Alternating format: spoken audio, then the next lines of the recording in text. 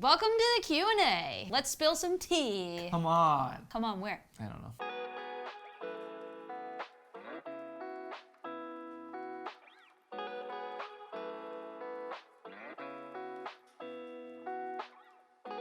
So me and Josiah met officially on a blind double date. I had asked one of my friends to set me up with Josiah, and he told me that Josiah doesn't date, you know, he's never had a girlfriend, choose somebody else. And I was like, no, I want to go out with that Josiah guy. He is super cute. I pushed for it, and Josiah said yes. That was the first time we actually met, was on our first date together. We hit it off very quickly, and Josiah was smitten. I was very taken back by Josiah. And then the next day after our date, he brought me a rose to my gymnastics practice in front of all my friends, and I was like, game over. I was hooked. That's how we met. That is how we met. So then we dated for 5 years, through junior year of high school, all the way through college. At the end of college, we got engaged, and then now we've been married for almost 4 years. So me and Josiah are coming up on 10 years of being together, a decade. Yeah. Woo!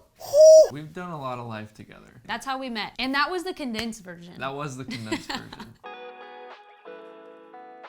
So when we were in Atlanta, I was working full-time at an agency. Sarah was freelance, and there came an opportunity to go out to LA, and we just really wanted a change of pace, change of scenery. I just know that I felt a calling to do something different and challenging, and that's exactly what we did by moving to LA. It was unique to anything we'd ever experienced. I wanted a new challenge, and I wanted to learn about myself in a place that I had never been. And we have done that. Oh my gosh, we have done that. Yes. Mainly me, I though. know, I had zero fear. Mainly me. So the quick story is everything in our life was about to change except for my full-time job, which was kind of like the security. We were like, oh great, it'll be fine. Let's go figure it out while I still have a job. On the plane ride over here, that completely changed. I ended up leaving the agency, and then everything shifted. In my head, I started having fears of financial security. We just increased our rent double. Probably gonna have all these new expenses. We had just bought a car. A nice car. And I was transitioning out of traditional weddings, and so I had stopped taking work. I halved my salary. Josiah lost his stable salary, and we were taking on triple the expenses that we had when we first moved out here. So for me, yeah, fears were mainly about finances. But overall, it was a good, exciting experience. No. I mean, literally the only person we technically knew out here was a few of my old coworkers, and Sarah had one cousin. Our friend base completely shifted. We didn't have community, we didn't have a church, we didn't have our core group of people, and now we're in no family, no clients either. But for the first 6 months we lived in LA, I was traveling back to Georgia to finish out my weddings I had in Georgia. And I was going home 2 to 3 times a month to finish out my client work in Georgia. And that really, I feel stunted my growth client-wise in LA. We still had work back in Georgia. The only problem was we were sacrificing our time here to go back and do the work there. It was a bit of a transitional period. To answer the question though, no, we didn't know people and we didn't have work lined up. Let me show you how we came up with it. I keep these journals, visual journals I call them. There's pictures, paintings, words, secrets, everything. So the idea was we sit down and do a little brain dump on our favorite words. Words that inspire us, that feel energetic and like us. So we have the wild ones, the makers, point of view, wonder, freeform, the naturals, misfits, the wild makers. And we just kept refining these words until we found the thing that just like clicked for us. If you look at this list, it's kind of funny because you can see Made Wild in it, but it's not like clicking until the very end, and that was it. I just feel like Made Wild always existed. We just had to dig and we found it, and now it's in the world. Yeah. And it feels like we're building something great. Totally. Yeah. My favorite thing to photograph is creative, conceptual ideas. I love using art as my base and then coming up with a creative idea or concept and then executing that in my own way. Making an idea come into visual form and communicating things through imagery. And I like my images to kind of stop people and make them look a second time and be like, well, what's going on there? And make them think a little bit. That's my favorite thing to photograph. I think for me, I've always had a desire to work with Marriott Bonvoy and American Express. I didn't know this. This is actually news to me. I did not know that. I think we're trying to push Made Wild into the travel documentary space, and I think there's a lot of opportunity to tell the stories we want to tell with those specific brands. So that's 2 dream clients for me. Any dream clients for you? I have so many dream clients because I just think there's so many cool people doing cool things. But if I had to say a dream client, I would probably say like Selena Gomez.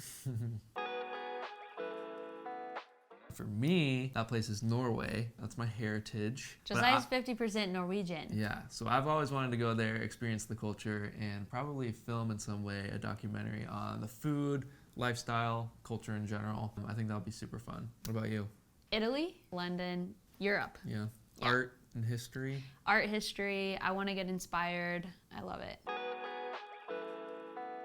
That's a tough question. I think for me, consistency is based off of how accessible you can make things. I think if you want to do something consistently, you have to make it more accessible and easier to do. For us, and this thing we do called Recess, we built a studio in our apartment, and you couldn't walk by it and not think about using it in some way. When you make something more accessible, it pushes you and reminds you that, oh, I have the ability to act on something right now. I just need the idea. And I think it's easier to have the ability to act and have to come up with an idea than have an idea and not be able to act. Because I think a lot of people have so many ideas, but they say, oh, I can't act on it. So I think consistency is making things accessible to you to where you can act on things like that. And then you just do it. Tagging on to what Josiah said about accessibility, I think also your environment really matters. If your environment is set up in a way that creation and consistency and like your habits are easy, then you're gonna be set up for success. I would say your environment is really important and you need to be inspired in your environment. Great question. Very hard to do that. Yeah, for sure. yeah. I don't even know because I've never edited one. Typically, it takes probably a day to edit a whole video, and that's starting out by logging it, putting the timeline together, getting it to a nice V1, and then looking through everything. Sound design, coloring, hitting export. And then you gotta upload to YouTube, you gotta do all the tag words, titling, thumbnail, which takes literally another hour. And then you have to leave time for when you only get 4 views and then like you have to have sad time, you know? Like Yeah. YouTube is a whole job in itself. It takes a while to make YouTube videos. Moving forward. Obviously, there's industry standards and you should be aware of those, but ultimately being self-employed, like you get to decide the value of your services, and that's one of the best benefits in my opinion. Don't lower your rates. If you value yourself and your services at a certain rate, stick with it. The first thing that comes up when someone asks about a project is, do you have a budget available or what are your rates? And so it's this battle of, do I tell them my rates first or do I get their budget first? A lot of times you're gonna have to say your rates first. So it's better to say what you're worth right off the bat. And then if they say yes immediately, you probably were too low and you could have got more money out of it. But if they say no, and they'll come back to you with a different rate and say, okay, well, I can take off this, this, and this to meet you there. Yeah. That's kind of how we decide our rates. I think also like when you decide rates, you have to keep in mind that money isn't the only thing of value. You can get value from a job that's not money. There's value in networking. There's value in creating connections. There's value in experience. Don't turn down an opportunity just because they can't meet your rate. See if there's a way that you can still get the value that you deserve. Maybe it's not through monetization, but maybe it's through something else. Another thing too is you can either have a project rate or you can have line item rates. So a lot of times if people are just asking, hey, what's it gonna cost to do 3 days of this? We'll give them a day rate plus a gear rate, plus any other crew rates, any rentals we might need, a location, anything like that. And you can line item everything. Or a lot of times if you're working with an individual, you can just give them a project rate and say, hey, we'll do everything for this amount. There's lots to go into there, but we'll leave it at that. Yeah. It really depends on what your industry is and what you're doing. Without a doubt, this is the question we get asked the most, and we got asked the most for this video. And that is, how do we balance work and married life? A lot of these questions, we'll just read some of them off to you guys. What is it like being married and working together? The most challenging thing about working together. Best thing about working with your spouse. Balancing personal and business. So just so many questions about this. If you have a significant other right now that's also in the creative space and you are too, maybe you're wondering about this. So hopefully we can provide a little bit of clarity. This is a big one. It is a big one. I think it is that we are quite opposite in a lot of areas of life. Strengths and weaknesses, history, background, motivation, what motivates us. Like we're very, very different people. And you can either choose to see your partner's weaknesses and be frustrated and not get things done because you're upset with them, or you can see their strengths and utilize those and empower them in what they're good at and then get places. The hardest part about it is just choosing to see the strengths in your partner when you are opposite. Good stuff. The most challenging part for me is as soon as there's an issue of, hey, what's the core root of this? Are you okay? You have to leave the business space and go back into the marriage space and be like, whatever's going on, like we need to figure this out. When you have a spouse as your business partner, you cannot move forward until you move back into the marriage relationship and say, what's going on? How do we resolve this? Yeah. So it takes a lot longer. But I think it comes down to our marriage will always come before business. And if it is our priority, and if we do take care of it and nurture it, it will be translated in our business, and like our business practices and values will be way better. We don't have it figured out. Yeah, we are not. Very much so in the thick of learning how to balance work and personal. Yes, we're living and it's healthy and it's fine, but like we're not operating at our optimal capacity. We're not utilizing all of the things that we could be utilizing because we feel like we're moving a little bit like, oh, we're not optimized. So we definitely have room to grow in that, for sure. I have a million things to say about this. So next question. I did not. I always had a hope that me and Josiah would do business together, but I always lived under the reality that I would be my own boss and growing my own thing. I think I got to that point too where I realized I wanted to be doing my own thing. So when two people have that, it can work out. As long as your values align, you can make it. So usually day to day, if I were to summarize it, I handle majority of the creative things that happen in our business, and Josiah handles a lot of the logistical things that happen in our business.